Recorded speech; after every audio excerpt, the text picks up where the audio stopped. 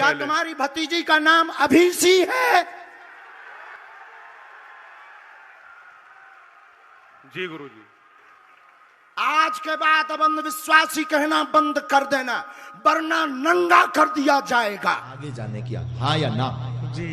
चूंकि तुम्हें पता है 50 बार लड़ाई लड़ चुके हैं, इसलिए जो है हम नहीं चाहेंगे।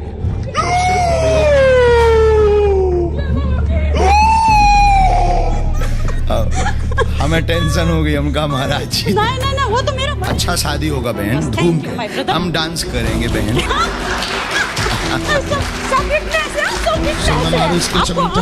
तो हेलो गाइस, कैसे हैं आप लोग? I hope you are all good and आगे भी ऐसे टिक टाक रहना और मेरी वीडियो को देखते रहना, ठीक है? साले का खोपड़ी तोड़ साले। हमारे यहाँ ऐसा ही होता है। तो इन दिनों बागेश्वर धाम पर बड़ी चर्चाएं की जा रही है। तो आप लोग धीरेन्द्र सिंह शास्त्री को भी जानते ही होंगे, जिनके ऊपर ये टीवी चैनल वाले तरह तरह के एलिगेशंस लगाते जा रहे हैं कि ये झूठा है, ढोंगिया, पाखंडी है, धर्म के नाम पर लोगों के बीच हिंसा भड़का रहा है, फलाना ढिगड़ा।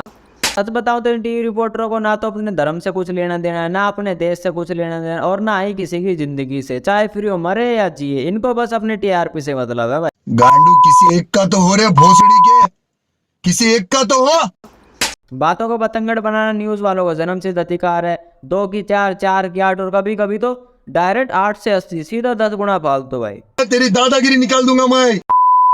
1 अब 2, अभी तक हम जिनको बुला रहे हैं वो हमारे हो सकते हैं, हम उनको माइंड को पढ़ सकते हैं, उनके माइंड को पढ़ सकते हैं कि ये हमारे हैं, या उनसे पहले मिल भी सकते हैं, फिर यहाँ पर चमत्कार प्रस्तुत कर सकते हैं। ऐसा भी हो सकता है, लेकिन ऐसा होता नहीं है। हमने पर्चा बनाए 3, आप व्यक्ति उठाओगे 3, आप ही व्यक्ति भेजोगे और आप ही ये बताओगे कि उस व्यक्ति को कौन सा नंबर पर्चा खोलना है, 3 नंबर का या 2 नंबर का। आप वही बोलोगे पर्चे पर भी और व्यक्ति भी वही उठाओगे जिसके लिए हमने लिख रखा है।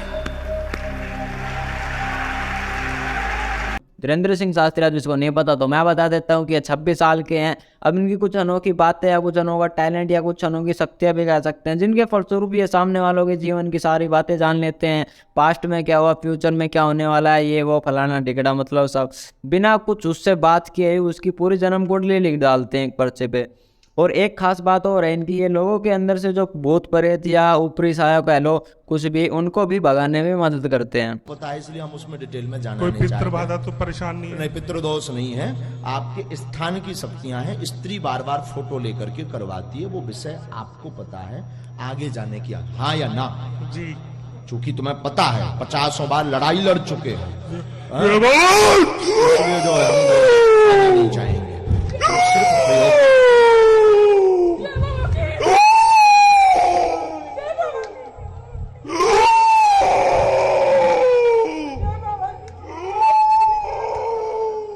बांध लिया जाए। सन्यासी बाबा की आपका बहुत बहुत स्वागत है। राजकुमार जी इल्यूजनिस्ट हैं, यानी कि वो जो भ्रम पैदा करते हैं, जो हाथ की सफाई आप कह सकते हैं, इल्यूजन क्रिएट करते हैं। और उनके बेटे जो है मनोज, वो माइंड रीडर हैं, यानी कि आपके मन में क्या चल रहा है वो ये पढ़कर आपको बता सकते हैं। आप जो भी ये नाम सोच रहे हैं अपने जहन में ले आएं और ये नाम बार बार बोलें। सोचेंगे आप उनको खेलते हुए देख रहे हैं।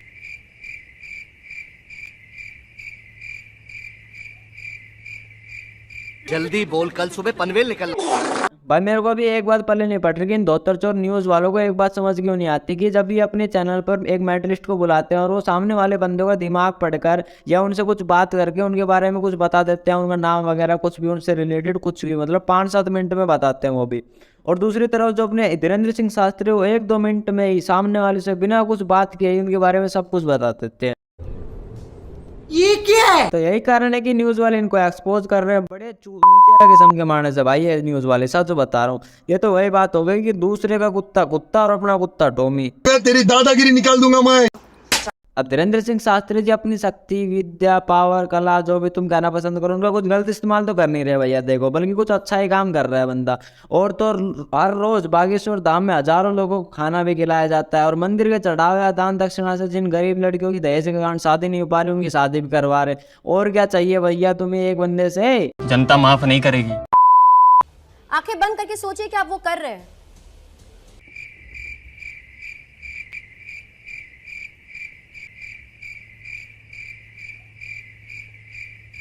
अबे जल्दी बोल, कल सुबह पनवेल निकलना।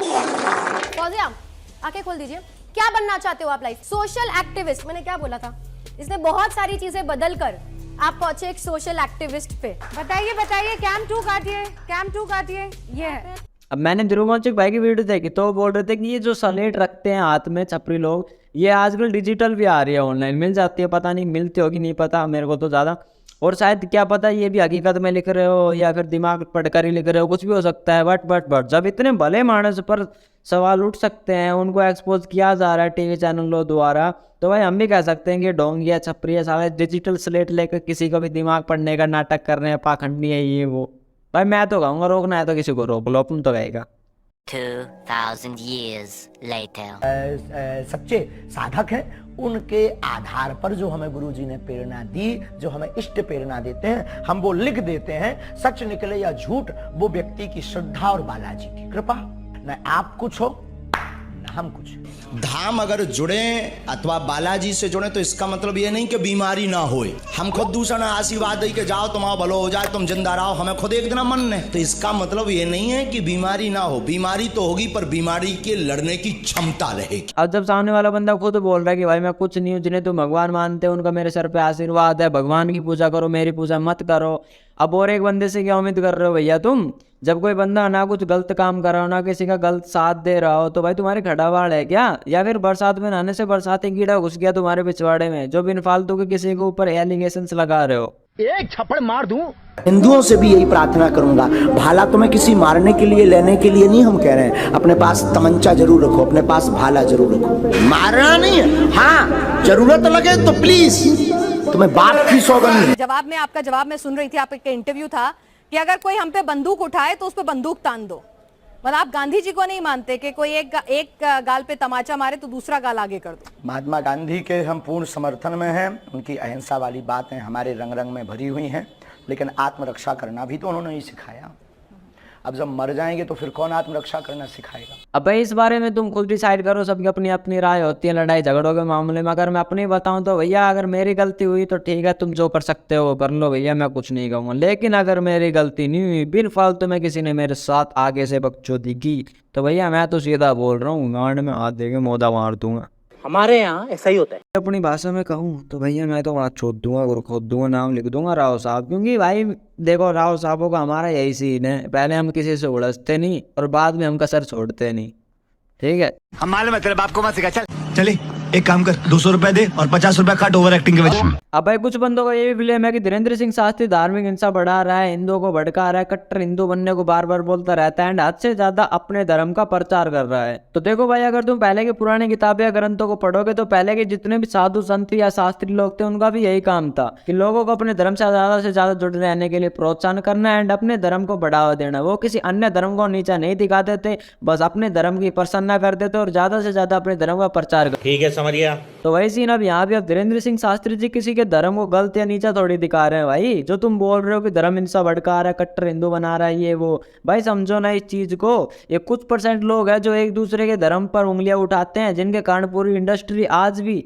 इसी कारण से बदनाम है। अब गवर्नमेंट में कुछ नहीं है। 100 में से 90% लोग तो यही चाहते हैं कि सब आपसी भाईचारे मिलकर रहे, कोई किसी से न लड़े।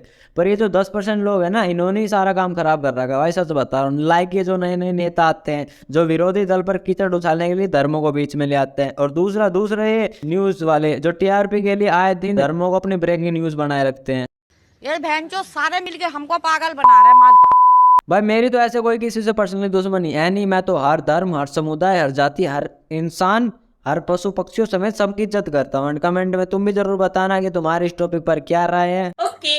तो चलो मित्रों आज की इस वीडियो को करते हैं यहीं पे समाप्त। वीडियो को लाइक शेयर एंड सब्सक्राइब ठोक देना अगर पसंद आई हो तो, वरना मैं तुमको ठोक डालूंगा।